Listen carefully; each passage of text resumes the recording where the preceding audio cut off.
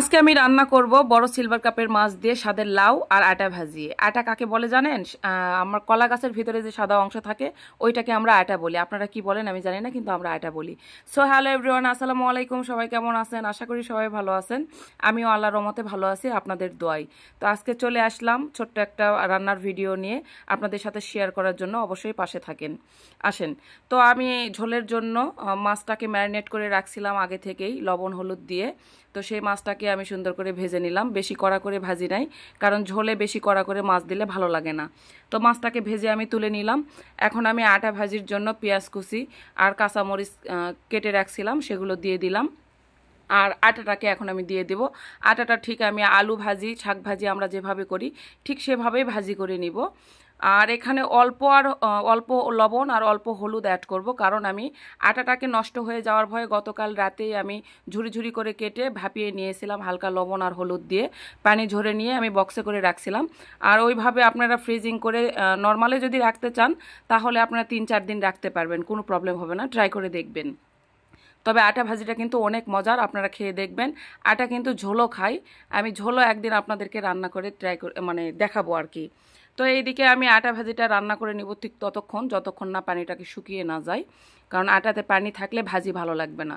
তো আমি ঢাকনাটাকে রেখে দিলাম, দিয়ে কিছুক্ষণ রান্নার জন্য আটা দিয়ে দিলাম।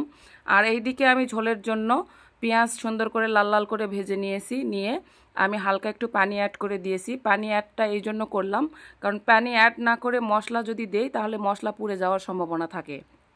আর যদি মশলা পুড়ে যায় তাহলে তো খাবার নষ্ট হবে, স্বাদটাও নষ্ট হবে, তিতা তিতা লাগবে। এই জন্য হালকা একটু পানি দিলাম, দিয়ে সব ধরনের মশলা দিয়ে দিব, লবণ হলুদ কোটা মরিচ ধনিয়া গুঁড়া একটু মশলা বাটা দিয়ে আমি মশলাটাকে সুন্দর করে কষিয়ে নিব। ততক্ষণ কষাবো যতক্ষণ না তেলটা ছেড়ে দিবে। তো আমার তেলটা ছেড়ে দিয়েছে, এখন আমি ইয়েটা দিয়ে দিব, লাউটা দিয়ে দিব। লাউয়ে আমি কয়েকটা হালকা দিয়েছি, কয়েকটা আলু, বেশি দিই নাই, ভালো লাগার জন্য আর কি। যদিও দিতে চাইছিলাম না, তারপরে মনে হয়েছে দিয়েছি, তারপরে 2-3টা দিয়েছি কেটে। তো দিয়ে আমি এক্সট্রা কোনো পানি লাউয়ে অ্যাড করব না, কারণ লাউয়ের ভিতর এমনিতেই পানি থাকে, আপনারা জানেন। ওটা দিয়েই সিদ্ধ হয়ে যাবে। আমি ঢাকনা দিয়ে রেখে দিয়েছি। আর এই দিকে দেখেন আমার আটা ভাজিটা কমপ্লিট। আটা ভাজিটা আসলেই কিন্তু সুস্বাদুকর, আপনারা অবশ্যই ট্রাই করে দেখবেন।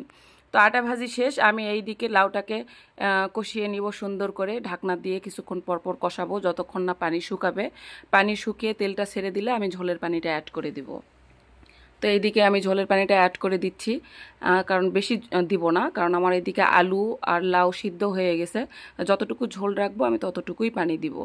তো আমি পানিটা দিয়ে দিলাম, দিয়ে আমি সব মাছগুলো আগেই দিয়ে দিব। আর মাছগুলো আগে আমি এই জন্য দিয়ে দিই কারণ মশলাটাকে ভালোভাবে ঢুকে যায় মাছের ভিতরে, না হলে পরে দিলে কেমন জানি লাগে আর কি।